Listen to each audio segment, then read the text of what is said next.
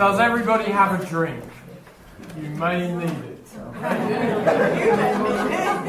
got one. But no, seriously, there's red and white and a little bit of orange juice left. And there's tons of nibbles, some of which have been made specially for tonight. So they've got to be nibbled. So the plan is get one now, because I'm going to be speaking for a fair bit in my church. And I am going to talk about this, basically. And it's an incredibly self-indulgent thing for me to do. But you knew that when you bought the tickets. And if you don't like it, you'll get your money back. Towards the end of this, the Prince of Darkness is going to play some of the hymns that I like singing at church. And you can join in if you'd like. Try and cover me, that would be nice. After that, I'm going to just finish off with this life in a small village. But then I think the important, for me, the very interesting bit will come where questions and reflections from you lot, okay? And at that stage, there will definitely be time for another drink, and there's more nibbles. And we're starting early. It's only 7 o'clock. Downton isn't on until 9. So we have and most of you can record it anyway. We know who you are, okay?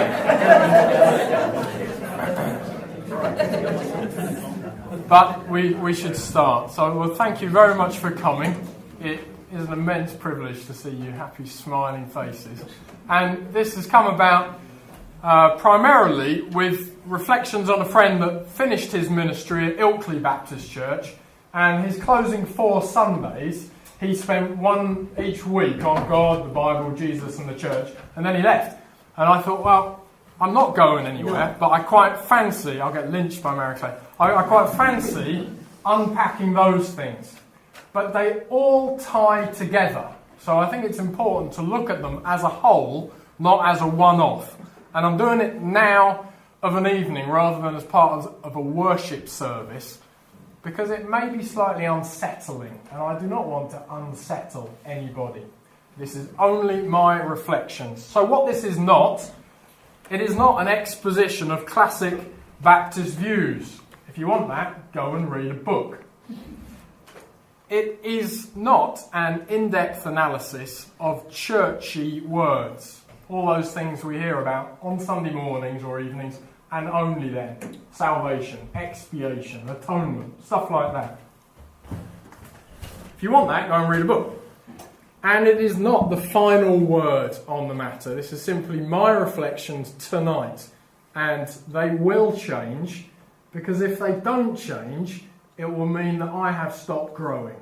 So I fully expect to disbelieve 95% of what I present tonight in the next 13 years. And that, for me, sort of reflexivity, hopefully lends me a little bit of humility, rather than saying, this is for now, and this is for me, this is for here.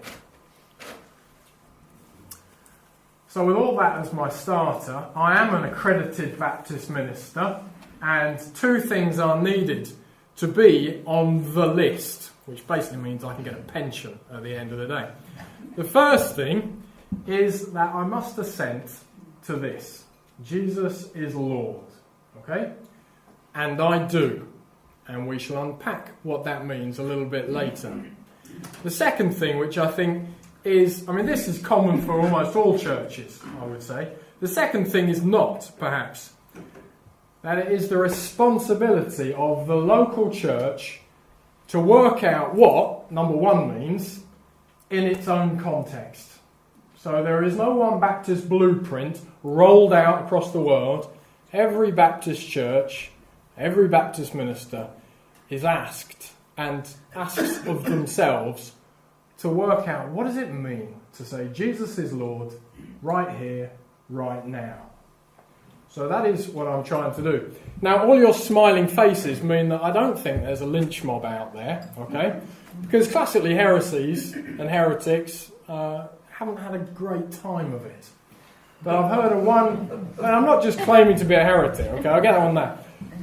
If we're too careful, watching that we don't tread on the cracks when we walk down the road, then sometimes we miss the fantastic views. And so if anybody thinks I have trodden over the line or something like that, please listen to the whole shebang, and then over questions, and later, get me up against a wall later. So God, the Bible, Jesus, the church, life. God. 2 isn'ts, 3 ises. Firstly, God is not out there. Some kind of Monty Python, God in the sky. God with a white beard sitting on the clouds. I don't think God is out there. Neither do I quickly say God is totally in here. God, I think, is very present, where people are not. And yet I will bang the drum that God is not an external God.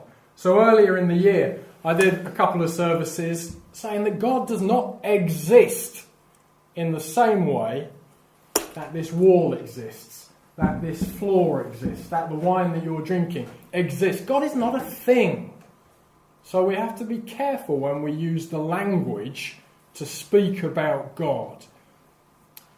And a way of remembering this is speaking about the absence, and God as in the absence as much as in the presence. Most of the great language of God, I think, is actually wrapped up in poems. And I've brought 3 poems to either read or to read part of. And the first one I'm going to read part of is by the Anglican priest who died in 2000, R.S. Thomas. Fierce Welsh nationalist. And he wrote Via Negativa. Does anyone know of Thomas? 1 or 2 of you out there. Okay, well he's wrote loads of poems. They're all good. This is just one. Via Negativa. The way of negation or unknowing. Why no? I never thought other than that God is that great absence in our lives. The empty silence within. The place where we go seeking, not in hope to arrive or find. He keeps the interstices in our knowledge, the darkness between the stars. His are the echoes we follow, the footprints he has just left.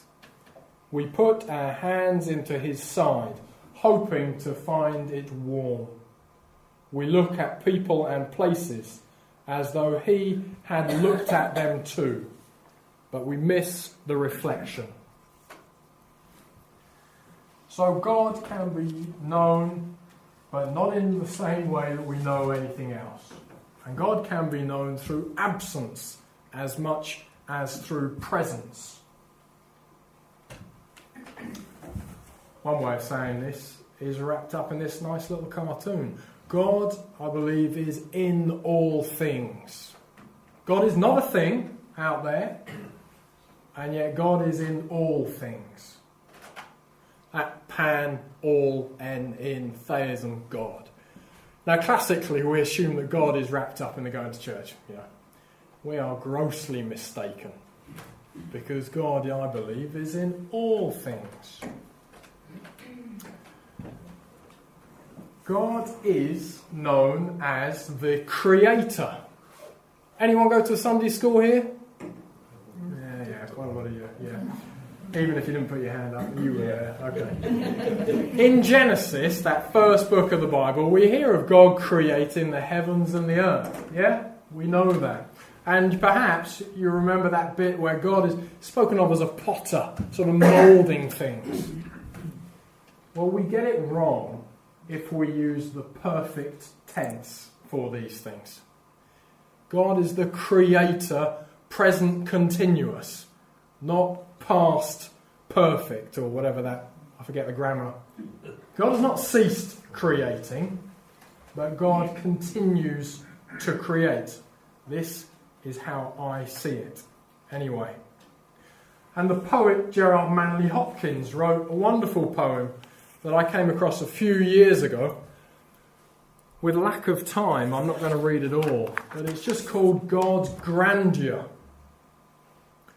The world is charged with the grandeur of God. It will flame out like shining from shook foil. It gathers to greatness like the ooze of oil crushed. Then he goes on a bit. And for all this, nature is never spent, because the Holy Ghost over the bent world broods with warm breast and with bright wings. So he's not saying God is everything else. He's not a pantheist, but he's saying God is in all of this, resonating warmly through it all. And the last poem I'm going to bring is one that I came across just 2 years ago. One that I read at my mother's funeral. My mum died at the end of July, and I was there with her, and the church thankfully just said, go, take your time. We would rather you were there rather than here wanting to be there. And I'm going to speak more about this church and the church's remit for ministers a little later on. But this poem is called The Summer's Day, and it's by the American Mary Oliver. It's quite a new poem. I'm going to read it all. But you've got to picture this idea that this small little island my mum lived on, middle of the poorest part of Denmark, 500 people live on the island, no one goes to church, it's Lutheran, they never get more than 8 at a regular service. The priest is paid, the graveyard keeper is paid, the cantor is paid, and the church organist is paid. So it's not, that healthy in terms of numbers that go. And yet for my mum's funeral, jam-packed. And I was carrying the coffin, trying to walk over the flowers without crushing on them, but it was impossible. For that moment, to celebrate my mum's life, the church was full. And it was, it was a powerful thing. My mum had moved there 10 years before and had spent her life trying to encourage people to get out and do stuff rather than to sit in and pretend that it would do itself. Yeah, I'm getting nods from Ella and Ray. So I'm going to read all this poem, and I'm going to well up at the end, forgive me. It's called The Summer Day. Who made the world? Who made the swan and the black bear? Who made the grasshopper? This grasshopper, I mean, the one who has flung herself out of the grass, the one who is eating sugar out of my hand, who is moving her jaws back and forth instead of up and down, who is gazing around with her enormous and complicated eyes. Now she lifts her pale forearms and thoroughly washes her face. Now she snaps her wings open and floats away. I don't know exactly what a prayer is. I do know how to pay attention, how to fall down into the grass, how to kneel down in the grass, how to be idle and blessed, how to stroll through the fields, which is what I have been doing all day long. Tell me, what else should I have been doing? Doesn't everything die at last, and all too soon? Tell me, what is it that you plan to do with your one wild and precious life? So God is known as the Creator, the one who is desperate that we continue to create and live and not just exist or be. So we've had an isn't, we've had a couple of ises. Probably the most famous is wrapped up in this old dude, St. Augustine, who wrote a lovely little line. He wrote more church theology than anyone else, probably everyone else. And love God, do what you will. That was his summation of what it meant to follow Christ. Not bad, I think. And when I combine that with that, God is love, there in black and white in John's letters, then all we're left with is the red. Love. And do what you will. So God is love, is paramount, underpinning everything else. If you remember nothing else from tonight, just go with that one. Saying God is love, it's pretty obvious that God is not wrathful, violent, or vengeance-seeking.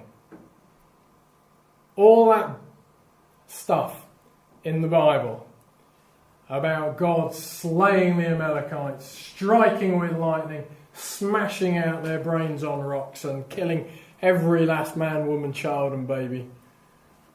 Well, I've got to balance that with the idea that God is love. And actually I come down on the side that God is not in the business of vengeance. Now you may say, oh, but Romans it says, vengeance is mine, saith the Lord, I will repay. Talk to me later, okay? Just hold it as a question. This lady, well, this representation of this lady, Julian of Norwich, 14th century, summed it up quite well. She was illiterate as far as we know. She was not a bookworm. She wasn't a church guru. She wrote in her scribblings, lost for hundreds of years, found last century sometime. I saw no wrath except on man's side. And God forgives that in us. For wrath is nothing else but a perversity and an opposition to peace and to love. She said, yeah, of course it's obvious all is not well in the world. And of course we feel alienated from God. But it's our side, not God's side. If there's a barrier or a fence or anything, it's because we've put it there. Not because God has put it there. There is no wrath in God. So, this is a potted history of the God I believe in. The Bible. Have a drink for this one.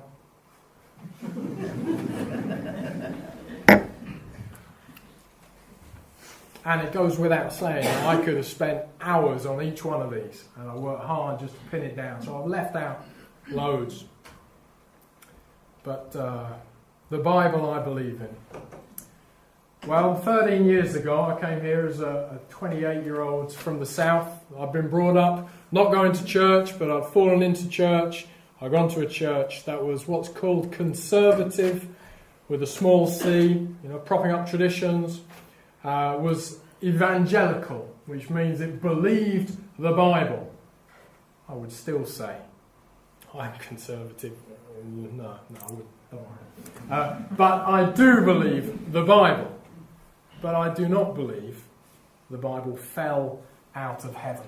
I've momentarily forgotten which slide is coming next. Oh yeah, I would have at one stage gone with this one. Basic information before leaving Earth. That was what I grew up in. This idea that this is just a waiting room. The eternal hereafter is what's really important. And you've got to get your faith right, got to get saved, so your ticket on the train is all set. Well, that is kind of how I read the Bible. I read it, perhaps didn't understand it, but I knew it was true and I believed it. And if life threw a couple of wobblies at me, like my friend just dying, walking in Switzerland, just fell over a root. Another friend, premature baby. Well, the church is going to pray for it, and if the prayer of faith will heal those, and the baby died. And I'm left with this massive slight imbalance between the Bible says they'll get better, and my understanding that stuff happens. So all of the wonderful charts about the eternal salvation and the programs that we can create by harmonising the Bible, especially this one all about the fiery pits below, and I've chosen them pretty much at random from Google Images, Bible schematic diagrams. I struggle with these things now. Okay. What was that? That well-known search. Oh yeah. Do it all the time. Yeah, well, that's right. It falls to me to do these things. So the Bible then, as I see it, did not fall out of heaven. Is a superb collection of stories that reveal the loving heart of the divine. I'm not going to define any of these terms. Is the primary source of inspiration and revelation, and begins the much needed process of unveiling the victim. And I'll unpack some of these a bit more. Throughout the last 2,000 years and before that, people have read the Bible. Originally in Greek and Hebrew, Aramaic, then in Latin, and then since Luther and Calvin, that lot more in their modern tongue. And now you can get Bible comics, you can get Bible podcasts, all sorts of things. And it is still fantastically on the money. So this morning we had a reading from Romans 12, one of the books from the Bible, the letter that Paul wrote to the church in Rome. And it was Romans chapter 12, have a read. It was so clear in its writing that the young people leading the service didn't bother with any interpretation because it just speaks for itself. Practice hospitality. Do not seek to be transformed by this world, but try to transform it. I can't remember it, but I'm not going to. The Bible did not fall out of heaven, though, and needs to be considered and interpreted. And the Bible, for thousands of years, has been understood like this. Only this last couple of hundred years, since the rise of the Enlightenment, the rise of modern science, the rise of questioning whether God is the creator. Well, it's thrown things a little bit. And now we read the Bible in a way that it wasn't ever read all those years ago. So it is far too precious simply to be thought of as a Haynes manual for fixing your car. It needs to be understood in its time and place and culture and reinterpreted for ours.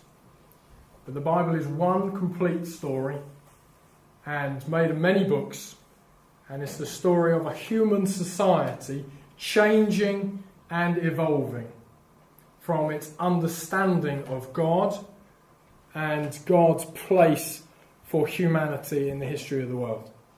So all that stuff in the Old Testament, sacrificing of babies, sacrificing of animals, sacrificing of money, progressively people have understood that God is not wrathful. God does not need our infants slaughtered. Blood does not need to be spilt to appease a vengeful divine deity. This is roughly my my lecture of last year when I was speaking with René Girard. That's on the website if you want it. It's yours. But we'll talk more about that in a moment. But this last thing I think is important, this understanding that the Bible begins the process of unveiling the victim that lies forever silenced in a world of myth. I'll unpack this. We've got a couple of pictures. If you were here last year, you get no points because these were pictures I showed you last year. So if you weren't here last year, what's this picture of? A wolf and two babies. A wolf and two babies. Yeah, Romulus and Remus. And it's about the founding of Rome. And if you know your stories, two babies cast adrift, raised by wolves, and Romulus and Remus are twins, and they want to found a city. They grew up in a wood, so it's better to have a city. And they both choose different hills in Rome, and eventually Remus takes the mickey out of Romulus and jumps over, something, I forget exactly what, and Romulus kills him. And Romulus founds Rome. And Rome is founded, and we all know Romulus is great, he's the founder of Rome. And no one cares about Remus and the fact that he's dead and the fact that Romulus is a murderer. Classically, as we read our stories, the Norse gods, the Antipodean myths, the Greek tragedies, the victor gets the spoils. The winner, might is right, and the Bible comes along. Anyone know this picture, this story? Cain and Abel. Yeah, you're good, aren't you? Yeah. Cain and Abel, Genesis 4, I think it is. After the foundation of the world, Garden of Eden, Adam and Eve, Cain and Abel, and there were two brothers, Romulus and Remus. and they both bring a sacrifice to their God. One brings a sacrifice of grain, one brings a sacrifice of an animal, and God chooses the one that brings the sacrifice of Cain and Abel. And Abel is chosen, Cain is jealous, Cain kills Abel, buries him, and God says, "Where's your brother?" Cain says, "Am I my brother's keeper?" And the answer is, "Yes, you are. Your brother's blood is crying out to you." And Cain gets banished, and Cain founds the first city, and culture and everything else starts from the murderer. And yet God cares about the one who has been murdered.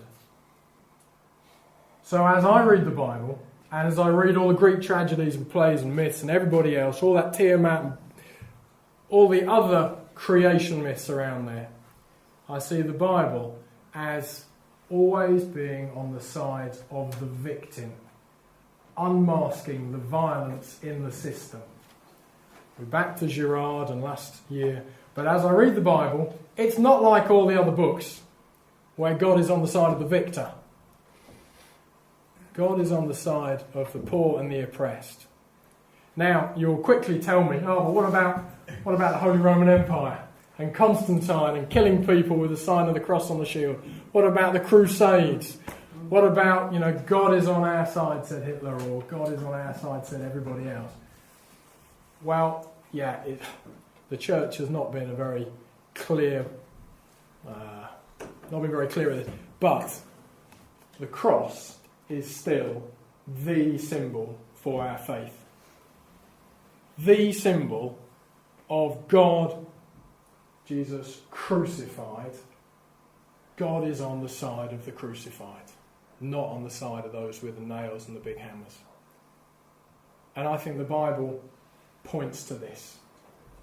It's dim at some times, but more and more, go right through to the Gospels, you'll see it, I think, or I see it more and more as I read it.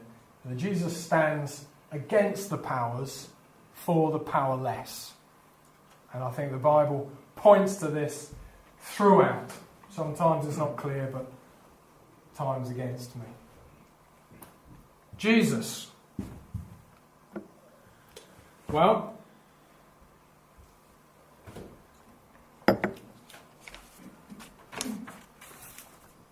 Jesus did not float 2 inches above the earth, forever in Persil white brightness.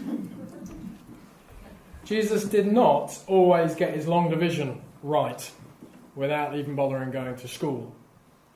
Those dovetail joints he started with in his dad's workshop were rubbish. He needed to learn, okay? And so often learning is getting it wrong, not just. Jesus did not carry a gun, would not have been a fan of the NRA. Jesus was not into violence, ever.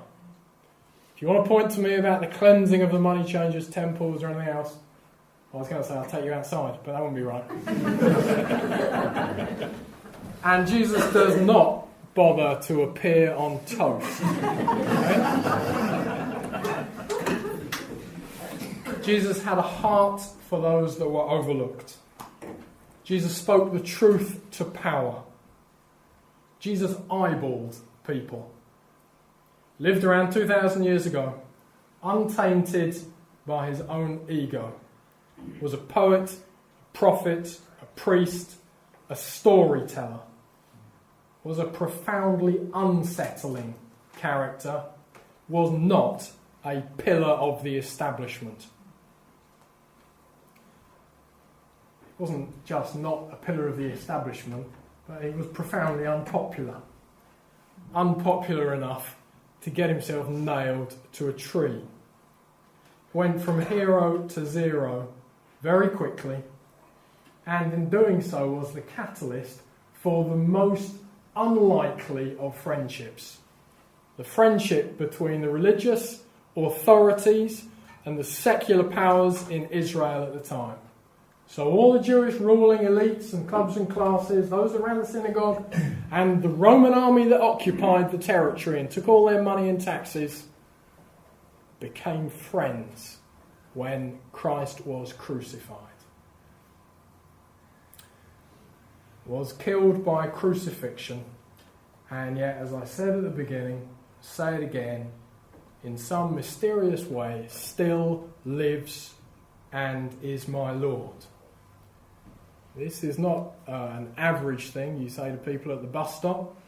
By using the word Lord, I do not really mean in the sort of hierarchical sense, but I mean in the sense of champion, guide, mentor, help, lover, director of my life. I am not in charge. That's what it means when somebody says they have a Lord over their life.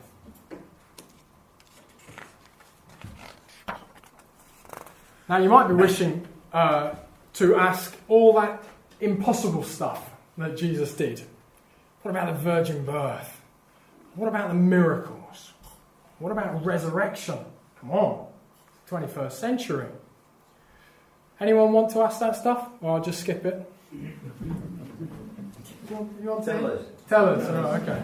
Interesting that I suspect you all do, but it fell to Michael to shout out. I don't know. I wonder what that's about. Are we so in deference to clergy that we can't ask them what we really want to know? Do we think that we're in a church, we'll get a lightning bolt for asking a question about the truth? Well, the virgin birth. Where does it come from? It comes from many places, but this is one of the classic texts, and there is still a massive question mark on it for me. But in Christmas we have the story about how Christ's birth, or the Messiah's birth, better say, was prophesied in the book of Isaiah. Behold, the young woman is with child, she shall bear a son, she shall call his name Emmanuel. Emmanuel means God is with us. If we read the King James or the Authorized Version, we will see the virgin is with child. Where does that come from? Because of course, Old Testament wasn't written in English, it was written in Hebrew. Well, the Hebrew for the young woman there, Alma, a young girl of marriageable age. Behold, the young girl of marriageable age is with child. It's not saying that she's not a virgin. It's not saying that she is a virgin. It's a word, virginity is linked to it. Because the kind of hope is that a young girl will still be, but it's not an absolute. The Old Testament gets translated. The Greek writers use this word, parthenos, which does mean virgin. When Matthew quotes it in his nativity story, behold, the prophecy came true, a young virgin was with child. We've slipped from being the Alma, the young girl of marriageable age, to the bomb-proof virgin. I've got to say the jury's still out. Because this is such a heated topic, you go to the books. If you've got a Catholic writer, they'll say one thing. If you've got a liberal Christian, they'll say another. If you've got a liberation theologian, they'll come down. I'm not a Hebrew scholar, okay? This is interesting to me. Jesus is Lord. My faith is not predicated on a virgin birth. How many Gospels are there in the New Testament? Look for the hint in there. Yeah, Matthew, Mark, Luke and John. Anyone go to Sunday school? Romans, follow on. Yeah, I thought you'd get there. Matthew, Mark, Luke and John. 4 Gospels all speak of the life of Jesus Christ. They're not biographies. No one was there with a video camera. Mark's potentially was the first one to be written. Matthew and Luke a little bit later. Everything was written 20, 30, 50 years after Christ died, let alone when he was born. Mark's Gospel, the first one, doesn't even have a nativity story. Just starts with, this is the Gospel of Jesus Christ, and Jesus arrives at 30 odd. So the earliest text it's not saying that the virgin birth didn't happen, it's just saying to understand Christ, it's just not that important for Mark. Paul, the one that wrote all those letters, Galatians, Ephesians, Romans. He focuses on Christ's death on the cross and what that was about. Doesn't talk about the virgin birth. Doesn't talk about miracles. Doesn't really talk about Jesus' teachings. I'm not saying not important, of course they are. But in terms of is Jesus Lord or is he not, the virgin birth is not, for me, at this moment, a sticking point. Anyone know this guy? Wind your clock back 20 years plus. Jenkins, Bishop of Durham. Yeah, our friend, David Jenkins, Bishop of Durham. The resurrection is real. He was desperately trying to get this message over. It's not a joke. It's not a fairy story. It's real. It is more than just a conjuring trick with bones. It's not sleight of hand. It's not magic. Of course, 3 days later, your minster burns down. And the tabloids have a field day. Yeah? And this idea of a God out there sending a lightning bolt down here, it just sells papers. But it's foolishness, okay? And in a serious sort of way, we ignore that and we remember that Jenkins was just... It's important. It's important to know that it's real, that it's not a joke. On Friday of last week, I went into Ella's school to her A-level course. I was asked by the teacher who wanted the lesson off, let's be real, to speak about the omnipotent God, the omnibenevolent God, the God that's all-powerful and all-loving, and the problem of suffering. How can an all-powerful, all-loving God allow suffering to happen? Either he's not all-powerful or he's not all-benevolent, you know. And where do miracles fit in? And my opening gambit to this bunch of high-powered grammar school A-level students was to read them a page of Cinderella, the Walt Disney story, the one that got in the pictures. And because in the Walt Disney story, we know the story, Cinders can't go to the ball, and then in a swirl of magical stars, her fairy godmother comes down. You shall go to the ball. And then she says, get me a pumpkin, get me some white mice, and miracles take time, my dear. And on this same page, we have this understanding of Walt Disney that I think has filtered into the church and society at large, that miracles and magic are the same thing. I do not think they are the same thing. I am not a believer in magic. Quite what a miracle is yet to be nailed down. But it is not just magic. We underplay the Bible if we think it's a fairy story. Classically, trying to define what a miracle is, it's something that gives a glimpse of God. Whatever God is. So miracles are not the same as magic. The resurrection is not resuscitation, and it is not reanimation. So Christ died on the cross, really properly died. Didn't just come back to life. Something other happened. So resurrection. Do I believe in it? Yes. Do I understand it? No. Okay? And you think, oh, cop out, Chris. But I put it in the same bracket as life itself. Death. Beauty. What is beauty? What is art? What is God? What is infinity? What is love? Anyone can define these things. Well, I suspect they've lost the plot. Well, I know I can't. And potentially, if I spend a lot of time trying to define these things, I'm like little boy walking down the road trying not to tread on the cracks or the bears will eat me, rather than just walking and enjoying the views. So, I believe, I do not understand. One of the ancient writers of Middle Ages said, faith, God, gospel, faith, seeking understanding. Yeah, I'll go with that. I have not arrived. as it happens, all the doors are shut here. But I'll open that one. I was at a meeting on Tuesday where the Baptist Church, of which I am a paid up member, we were told, you are not Protestants.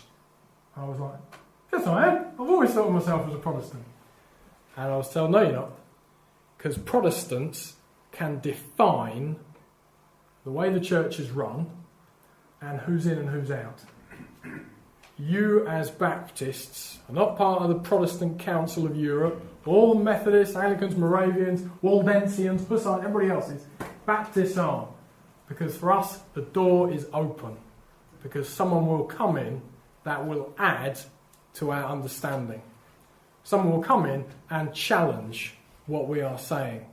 And we've got to keep the door open, or else we say we know enough. And I would say, yeah, we don't. But it is a bit drafty, so I'm going to close the door.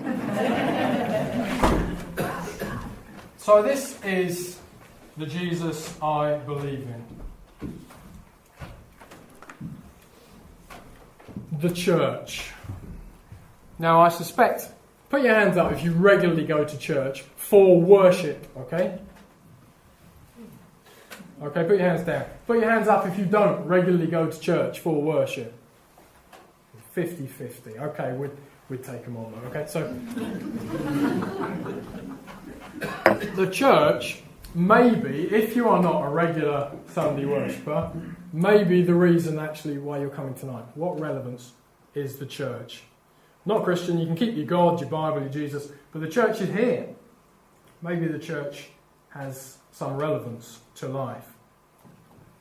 Well, the church for many years, as this picture has said, been the centre of village life. There it is, right in the middle, big building, everybody can see it. It likes to think often that this is still the case. The clergy often do, anyway. Because for hundreds of years, the clergy have been, well, all men, I'm afraid, but has been the one man that could read and write, that had a bit of money, that had a window on the divine, and that had it all together.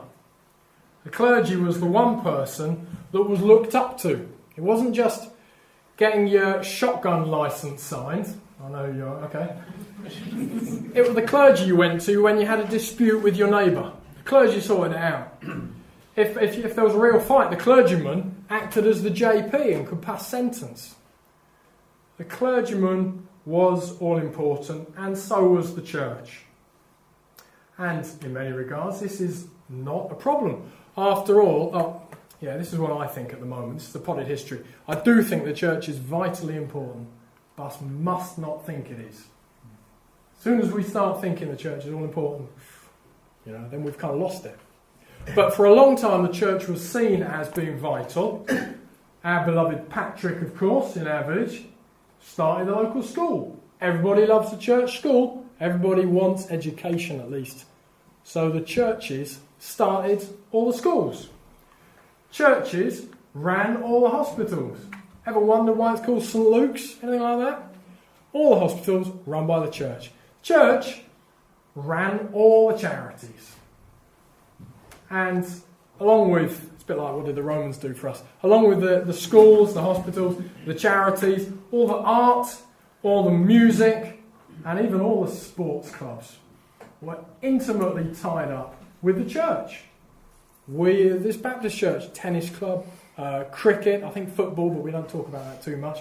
We've still got a fantastic G&S society. Pay me later. The pantomimes, the choir trips, the special efforts, the bank holiday fairs, the church ran the lot. Fundamentally, this was not driven to raise money to mend a leaking roof.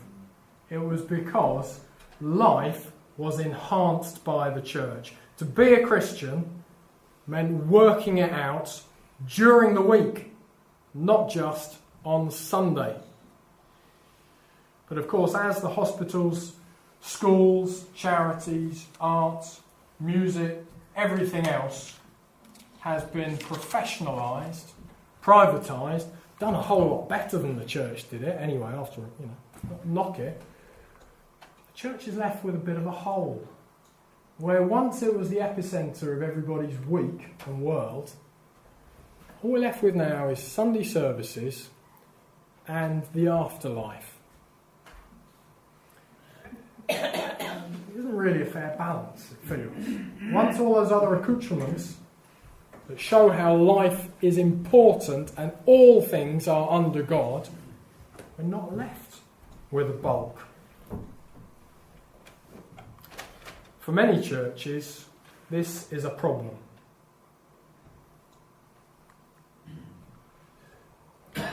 Friedrich Schleiermacher, the rot set in with him in about 1800s, the rise of historical criticism, Germany was. He said this about religion in one of his classic books, Speeches to Cultured Despisers. And that's you lot if you don't do church, okay? Because he was saying, cultured despisers, do all things with religion, not from religion. Religion should accompany, like a holy music, all the doings of life.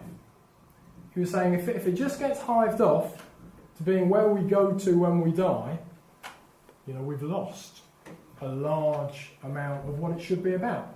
Religiare, I think it's a Latin word, and it means rule, a rule of life, a way of doing, a way of living. We all brush our teeth in the morning. Schleiermacher was saying religion should be a bit like that, inherent to every aspect. So, if the church is struggling to fill itself, what is going to happen? What has happened? Well, this has happened. We know where this is, don't we? Yeah. I don't know what the history is here, but that church has been empty for, since it was built. Who knows? It's not just, anyone know where this is? Yeah, Keith, this is an old Baptist church. Yeah, now a great Balti house, but Baptist church, at least it's not knocked down. Yeah, we've got 3 more. 2 Methodist churches, Mill Hay, and now Thornfield Flats. Again, at least it's been well used, that space. One below, this time last year, Hawkes Bridge Baptist was still open. It's down Pond and go down Shore Lane, it's there on the right. Congregation dwindles. People move away. What's going to happen to it? Well, probably it will be bought and it will be turned into luxury flats for the rich and famous, I'm guessing. I've got a bit off piece here, excuse me. So if this is actually the state of the church today, largely it is in our area, I've got a few sound bites that I want to just throw against this before I bring another thought.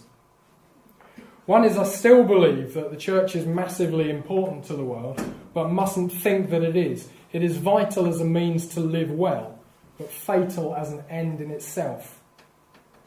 The church should be understood as a family or a body. It should not be understood as a business. The church is meant to be glorious, risky technicolor rather than easy, boring monochrome. The church should comfort the afflicted and afflict the comfortable, and not the other way around. But having said all that about the church, I've got to remind ourselves and myself, because I've just started a doctorate on closing churches. So, I could be of use in the future to various congregations. Anyway, the church, though, is not the buildings, it is the people. And it's full of people. And but if no one goes, then the buildings will close. And then, where will we hold meetings like tonight if all the buildings are closed? Where will the art club, the Bronte Society, the cinema, the dog training, the elderberries, the film cafe, the G&S, the Haworth WI, the Inner Calm and Tranquility Meditation Society, where will the judo, the karate, the kinder music, where will the lunchtime drop-ins, the mums and toddlers, the nearly new sales, the over 60s youth group, where will the parish council meet? if all the churches close?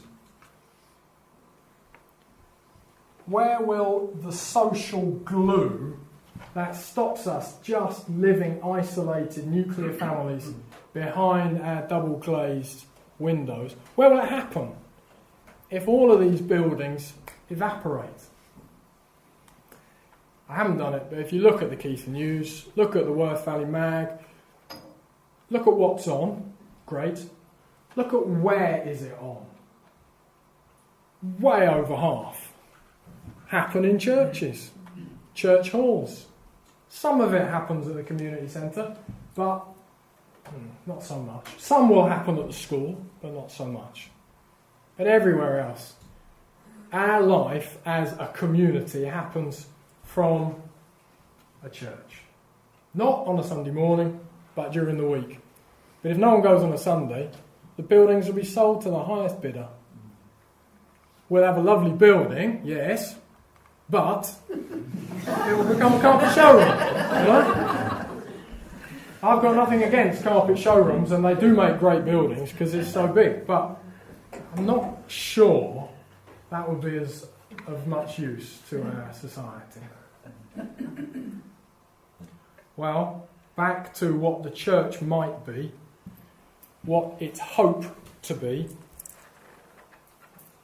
A mixture of ages, shapes, sizes, classes, intellects, powers, wealths. And this is from the Bible, from the church to Galatia. There is neither Jew nor Gentile, slave nor free, male nor female. You are all one in Christ Jesus. Doesn't mean boring homogenisation one. We don't all have to believe the same stuff. But the boundaries that have often separated can come down through Christ and through Christ's forgiving death on the cross. I can't say much more.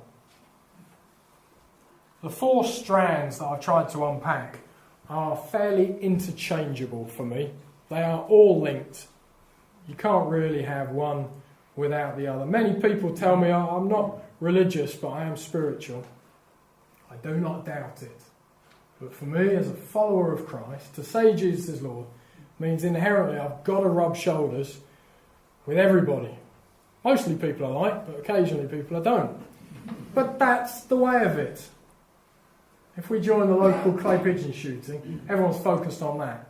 If it's the G&S, everyone loves doing that. The church, Jesus is Lord. The forgiving victim, the one that forgives us all, has forgiven me, has also forgiven you. It's serious. And it's a way of re-relating to people.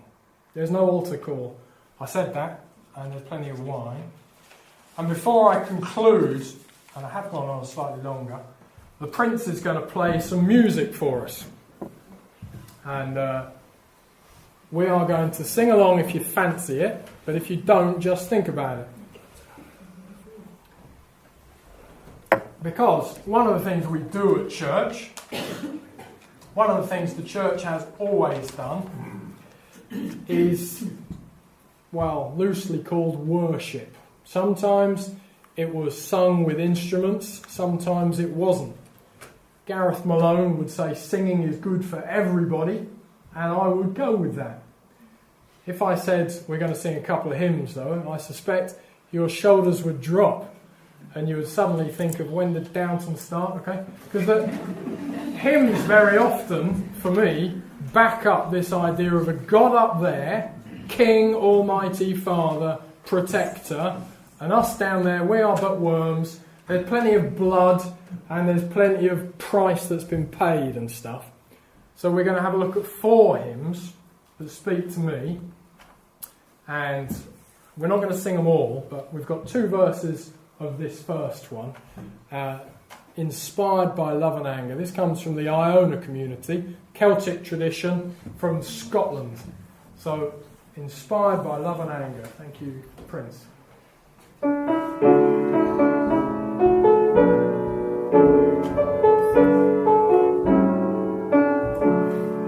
fun joining. Inspired by love and anger, disturbed by need and pain, informed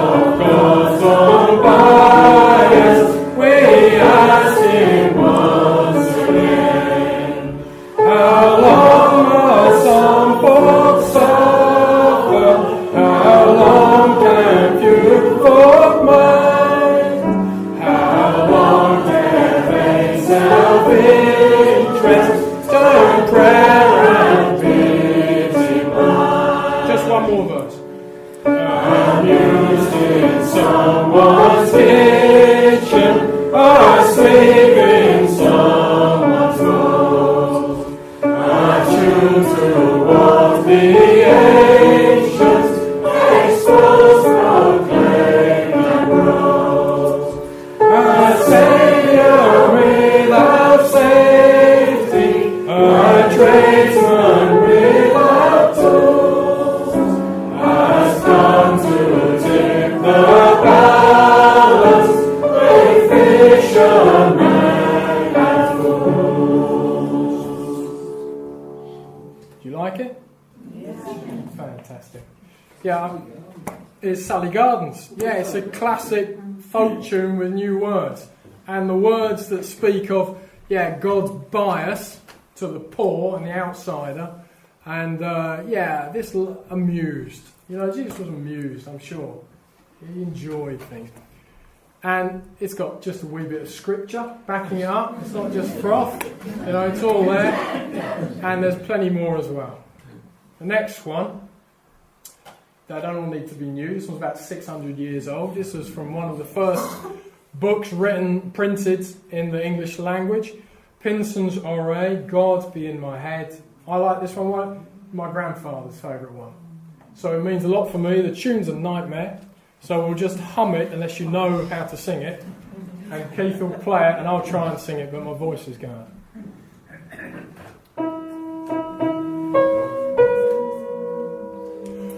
God be in my head and in my understanding. God be in mine eyes and in my looking. God be in my mouth and in my speaking. God be in my house and in my thinking. God be at my hand and at my departing.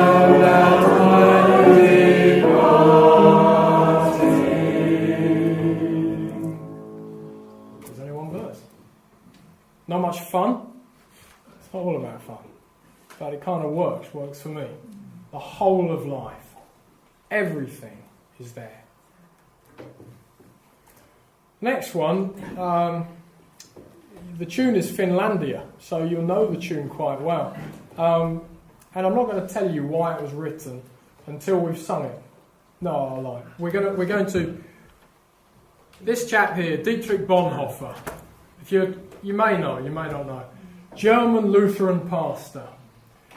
Went off to America at the outset of the Second World War, decided he had to come back, because how could he be a pastor in a country that he had run away from when Hitler was in charge? So he came back on the last boat from New York where he was a teacher, and he was a serious pacifist. Throughout his teaching and work, he was an absolute pacifist. He knew that God was not violent. He knew that Jesus would not have a gun. And at the same time was involved in a plot to kill Hitler. Well, he wasn't really a pacifist, lightweight. Well, wrong. He wrote some fantastic theology. He said, I would prefer to lose my salvation. I can do no other. It is better to do wrong than to be wrong. And it failed, but he was part of the confessing church. He would not cope with all that Führer. German Führer, Lord. Hitler, mein Führer. Hitler, my Lord. No. Christ, my Lord. And he was willing to die for it. Simple as that. And he did. And he wrote this as a poem or a prayer in prison, a month, I think, before he died. And he was executed about 3 weeks before hostilities were formally closed. So he could have been by gracious power. So that's why, again, it's not fun. But if we understand this as a prayer of somebody that committed, we'll go for it. So we're not going to sing this. Yeah, we'll sing it. We'll sing it, but quietly, okay? If you know it. If you don't...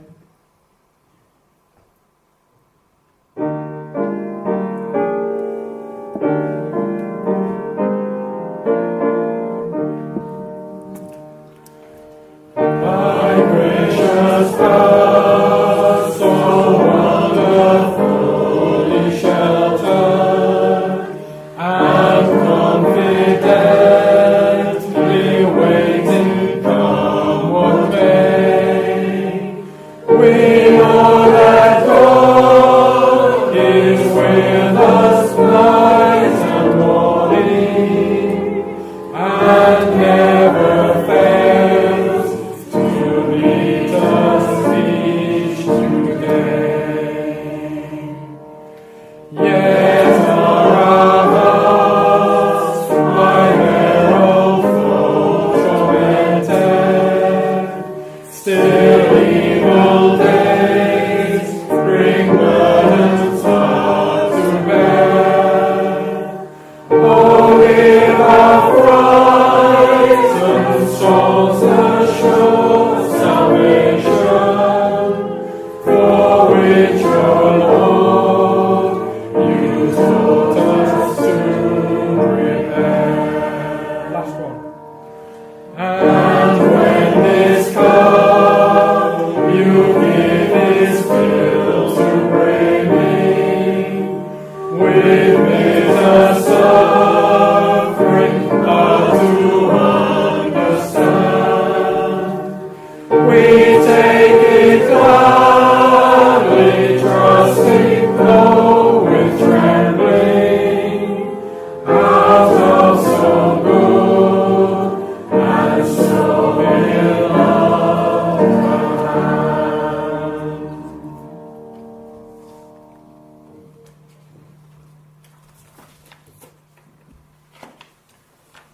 I hope we're doing okay for time. We've got one more, and then 5 minutes maximum from me. More wine and nibbles and questions. Plenty of time for Downton, don't panic. So this last one for me speaks volumes, but I've known it for 20 years, but only in this last year, I think, has it really hit me in the face. It's in Latin, but you've got a bit of English there as well. Ubi caritas et amor, ubi caritas Deus ibi est. And I venture that if you're married here, potentially you had this verse, or this word caritas, as part of your marriage service. Because for me, I believe this comes from a Latin translation of 1 Corinthians 13. That bit about love being, just wonderful. And if I can speak in the tongues of men and angels but have not love, I am nothing. Carries on. Faith, hope and love. The greatest of these is love. It is this love. Caritas. Faith, hope and charity. That would be the old way.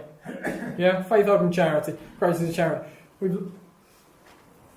Where there is charity, there is God. So I've just banged the drum for the Bible, Jesus and the church, not mentioned. Love and God. Just like that. Those others, they're not bit parts, I'm not having any of that, I can't downplay them. Where there is charity, there is God. For me, I just think, am I out of a job? Well, fantastic. Oh no, we'll come on to that in a moment. But we'll sing this one, and we'll just sing it once, and if you play the whole tune, please, that'd be good.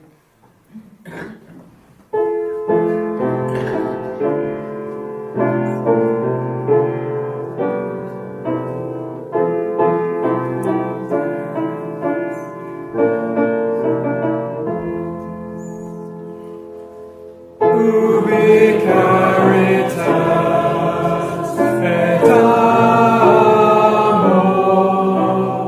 ubi caritas Deus ibi est.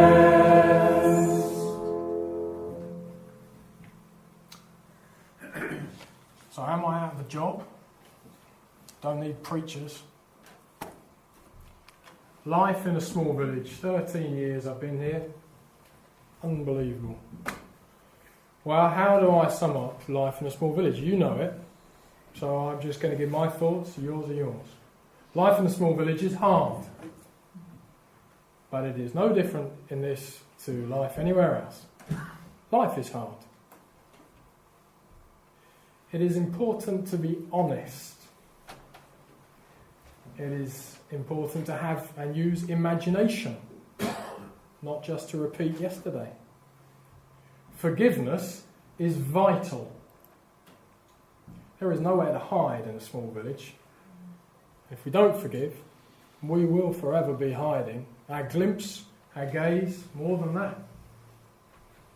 If we're honest, own up to our failings, forgive those that we can get on.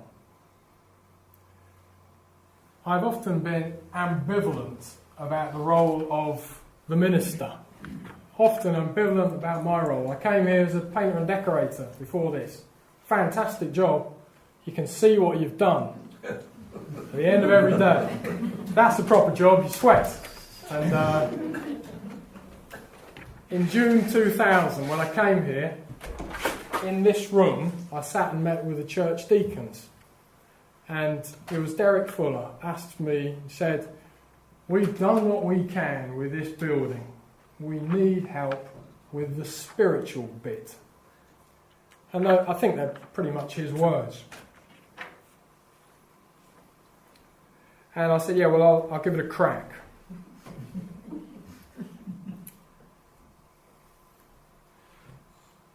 And so I've painted the railings at the front of the church, mown the lawn, pointed the flags at the front of the church, painted all the downstairs windows in the church, installed insulation, crawled under all of this, relit the boiler a trillion times. One day we'll get a new boiler. Because the physical bit is important for society. We are not just embodied souls, and the soul's the important bit.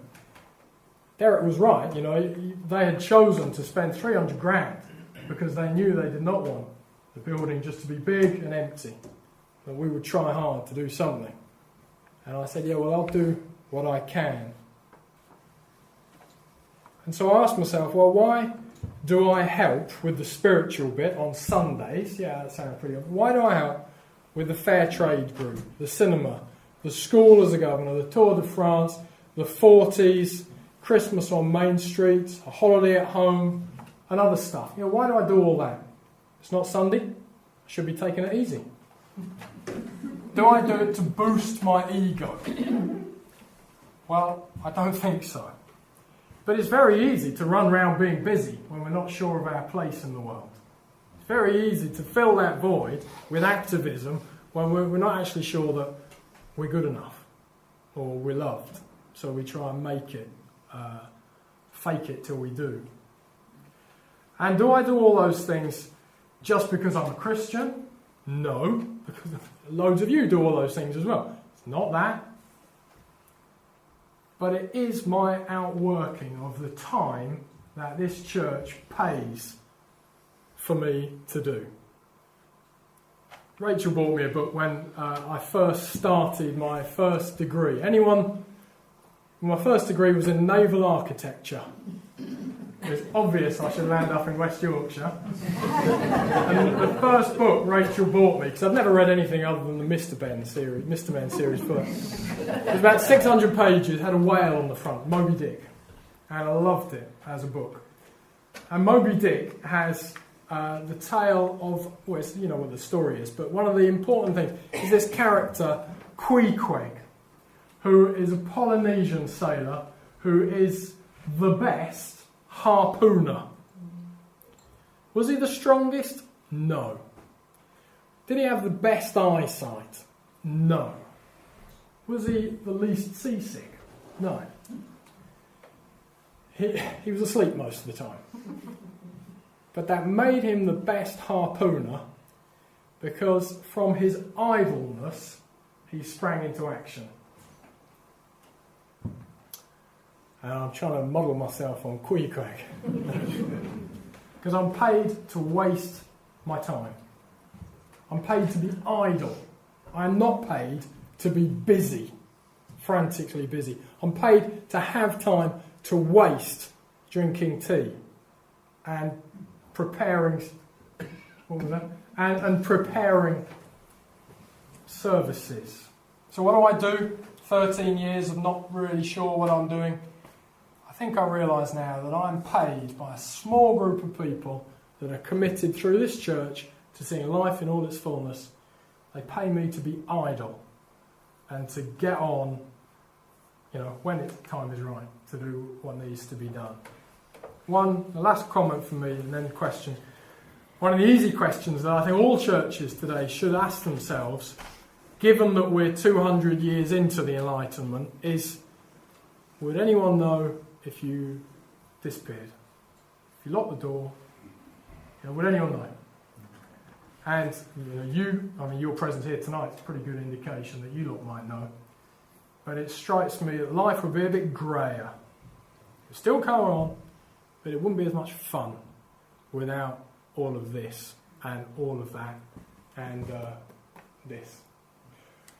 Thank you, and the floor is yours. So, any questions or reflections? Thank you.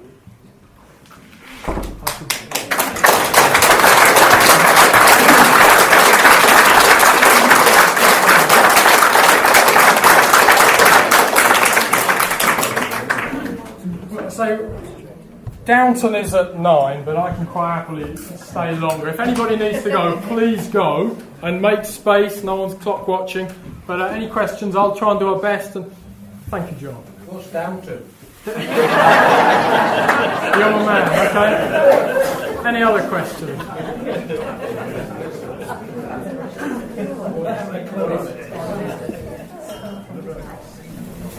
Where do you stand on the Holy Spirit? Never mentioned it.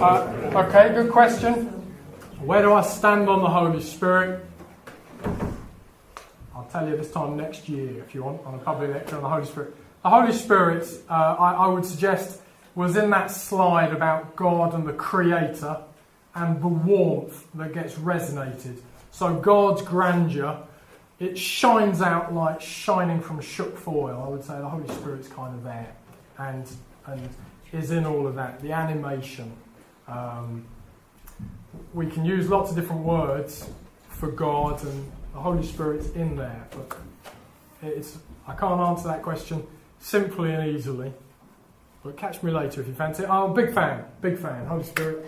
Okay. David, yeah. Jesus was born a Jew, brought up as a Jew, died as a Jew. Yeah. Like I'm a Jew. Yeah. He would have been taught from an early age about all the so-called Old Testament, Yeah. the Old Hebrew Scriptures, and told that they were the truth. And he was brought up to that.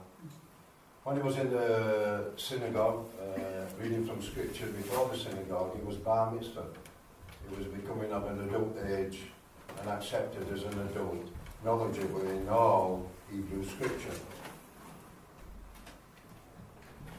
For you to say, and don't mean this in a bad way or a nasty way, for you to say that all Scripture from Hebrew is, although it is hard to understand some of it, that it is just stories from some of the greatest prophets of our time and in that time, and for the Bible didn't fall out of heaven. In other words, you're saying that Scripture didn't come from God. For Jesus to hear them words, he would have gone ballistic. You would have gone against all what he was taught and what he believed. Yeah. And also, you speak about God not being a person. Well, I was brought up, he's a spirit. But God does speak. When Jesus speaks, and we follow Jesus, we are followers of Jesus. We follow his words and his actions and learn from him about certain Pharisees of that time and certain scribes and all the rest. We follow what he says. He actually gives us a prayer to talk to our Father in heaven. Yeah. Not only our Father in heaven, his Father in heaven. So I find it difficult not only to accept the first part, but also he talks of a Father in heaven. Yeah. I find it just No, conflictive. yeah. I mean, I tried to bang the drum really hard that Jesus is my Lord, okay? And I'm trying to understand how this sort of is worked out. And I'm trying to, because I hear what you're saying. I've tried really hard not to poo-poo anything, but to take 1 hour to sum up what I believe about all of this. It is an impossibility. So I've tried to give a snapshot and a window, and to suggest that my initial, when I said about my upbringing as a conservative evangelical, and to say that I've come from there, and to say that I am no longer there, I'm not going to say all of this is mad and wrong and bad, and far from it. But I'm trying to say that, when the book of James says, pray and they will be healed, and I prayed and they died, I've got to balance this sort of, I would say, literal understanding with my understanding of reality as I see it. But Jesus was a Jew and was brought up a Jew and would have had high regard for all his scriptures. He was challenged for doing stuff on the Sabbath that would have been, fundamentally, you're not meant to do these things on the Sabbath. He did it because his relationship with his father, and father is the best word, or father, mother, parent, I'll go with, rather than king, and all that sort of hierarchical stuff that slipped in. But I will go with Jesus had an intimate relationship with his God, and we, the church, have often slipped into a less intimate, more hierarchical model that isn't helpful. It isn't what Jesus was about. He was trying to bring God's reality into the daily warp and weft of life, rather than, something up there to be scared. But we'll carry on trashing this. Do you think sometimes, though, Chris, that some people, if you're a committed Christian or a committed Jew or Muslim or whatever it might be, some people naturally think a lot about things. They think a lot about the world. They think about what, from a scientific point of view, and generally, they think a lot. And people find it some other people might find it much easier to believe. Now, there's nothing wrong with either of these things, but I think the more you think, sometimes, the less you believe. And the more you believe, the less you have to think. Yeah. Otherwise you're in trouble. It's a good point. I mean, I used that phrase, faith-seeking understanding. I would say that I believe less these days than I used to believe. Like all those schematic diagrams of how God has acted in the world. I'm going to throw that lot out. But I have more faith, and a deeper faith, and a simpler faith. Jesus is Lord, everything else is up for grabs. Rather than Jesus is Lord, I am saved because I have blah, blah, blah. That was someone else. It's all right. I don't want it to be monopolised. Someone that's not said anything fancy something. Yes. Who? Yes. Hi. Kathy. I've really enjoyed tonight, I must confess. I was born into and raised as, and still am, a Roman Catholic. Yeah. And what James said about thinking and believing, and the differentiation or the juxtaposition of the two. Until, I'd say, about the last 15 years, our church didn't actually encourage thinking. And as regards the Bible, that was Matthew, Mark and Luke. Didn't even bother about John. And I've still yet to find out why. Okay. So sometimes I think I am now getting to the habit of thinking and questioning. And I always find that the things that people think about and worry about and fret about are the things that divide us all. And it's usually the minutiae of a translation or a misinterpretation of a comment. Like the virgin birth. I mean, the Roman Catholics can go on for decades, centuries, and volumes. Millennia. But does it really matter? What matters is Jesus came to save us. is it worth dividing us all through a thought or an interpretation, a misinterpretation, or a translation? How important is it in life? So, The pictures I showed were, one was an Anglican, one was a Baptist, two were Methodists, and we've inherited denominations. They may have had their uses in the past, and it's certainly on my mind as to of how much use are they today.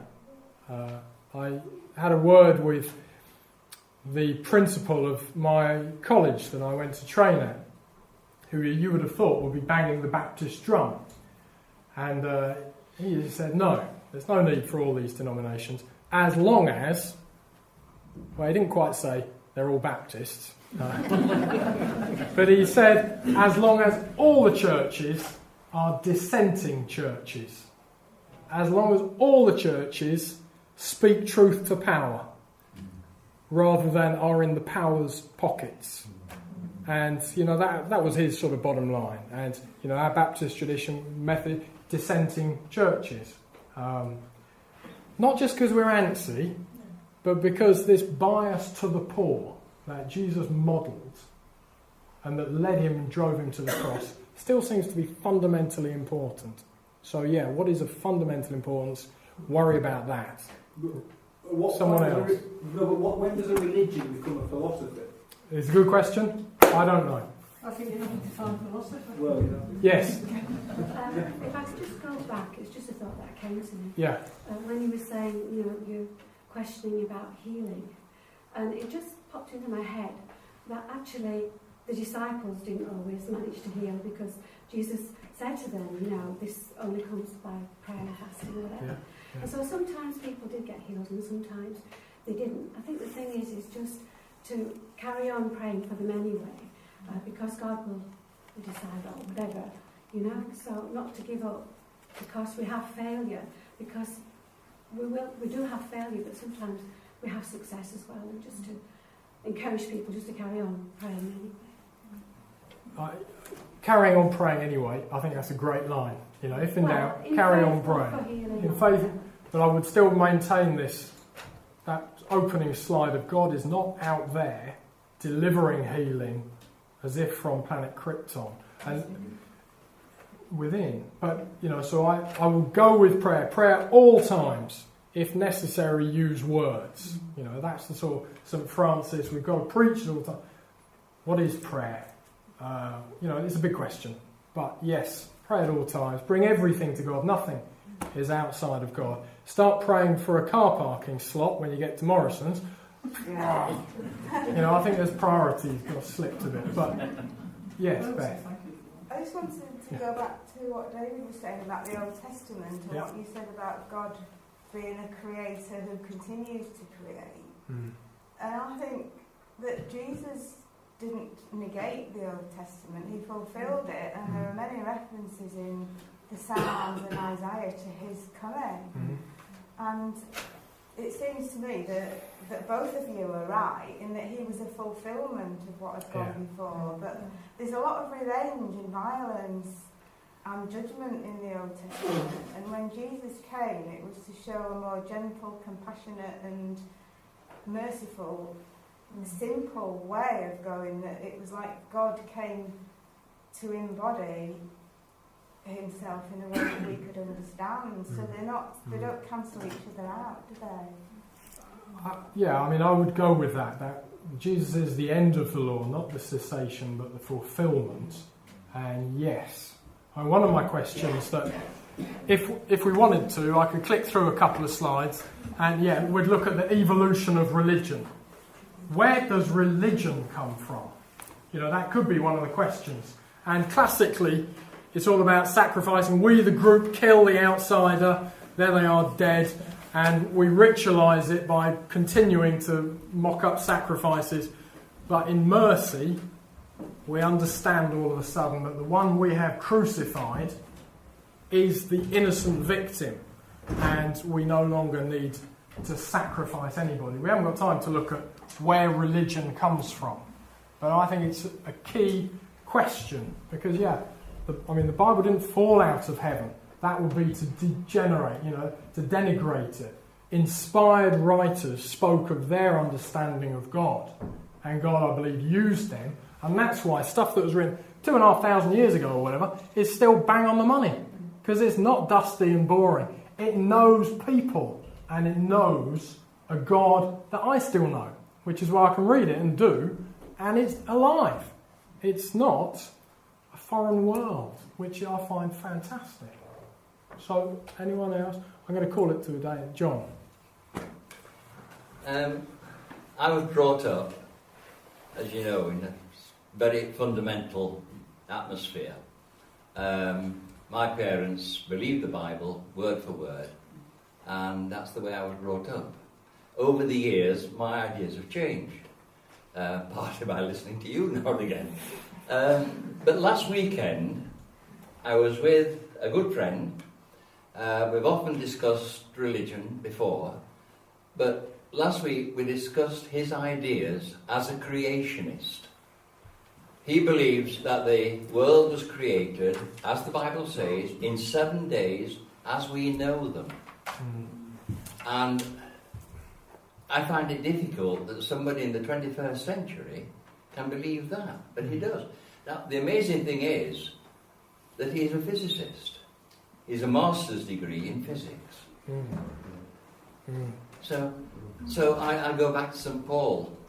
Now we see through a glass darkly. Yeah. And then face to face. But I guess that highlights this idea that, quite often we hold disparate views. We hold, Burnley, best football club in the world ever. And yet we rational, we don't get it. So we often compartmentalise our faith and put it one place and hold other stuff from around. Yes, Peter, and then I've got one thing to say, then I want to wrap it up. It's really a comment, Chris, because I think one of the really encouraging things that comes out from the way you've said things, and I think this is what's happening more and more, is that we define ourselves less and less now by what we're against. It's far more to define ourselves by being positive for something. I think that would be a hopeful move. And I find it very interesting. You've used the term dissenter. Yeah. Well, I'm a Baptist gone to an Anglican. No. It's a real way. What was interesting, on a trip to America, the thing that was so noticeable to me, visiting our linked parishes and the diocese, was how isolated every single church community was. The Anglicans, when we asked the Episcopalians over there, what are you doing in terms of interfaith? Oh, we've got a Moravian bishop and we've got a Lutheran bishop coming. That was the sum total of what they saw as interfaith. And what was very noticeable is that there were umpteen thousand Baptist churches, all of which claimed to be uniquely correct in the gospel. I'm not picking out the Baptists, it's purely and simply that in Virginia, the Baptists are the strongest one. And I think far more important to me now is, and I think this is the really encouraging thing, especially with people like Welby at Canterbury and Pope Francis, is we're seeing much more now about what we should be for, which is what Jesus was about. He wasn't against, he was actually for. And I think that's a far more effective way for the future of our churches. What are we for? Not what are we against? Michael. You said earlier, why do we come? Since I was 10, I've been coming here, on and off.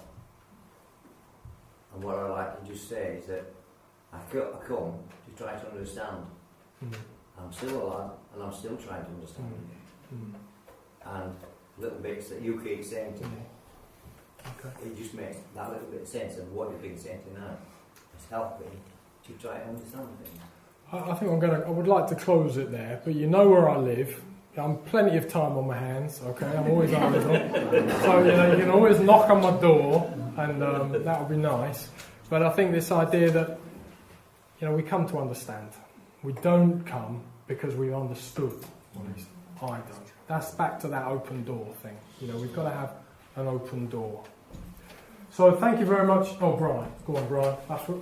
I just want to say on behalf of us all, we owe Chris a big thank you, I think. It takes a lot of courage to say what he's been saying. In the years when I had the honour of being Baptist minister here, I never tried that. I don't know whether it was because I had the good sense or whether it was because I didn't have enough courage. But I think it takes a lot of courage to try and express what I think should have taken really about a week to talk to us. Thank you very much. Thank you, John.